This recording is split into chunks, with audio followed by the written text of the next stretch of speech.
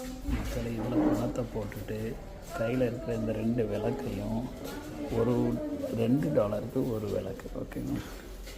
இதில் நீங்கள் ஒரு விளக்கு எடுத்துக்கிடலாம். ஒரு விளக்கு எடுத்தாச்சு. இப்போது அந்த விளக்கை கொண்டு நம்ம ஏற்ற போகிறோம். ஏதாவது நல்லதை நினச்சிட்டு பிள்ளைங்களுக்கா வாங்க பிள்ளைங்களுக்கு இந்த எல்லோரும் விளக்கு ஏற்றுறாங்கல்ல, அங்கே போய் நம்மளும் விளக்கு ஏற்றலாம்.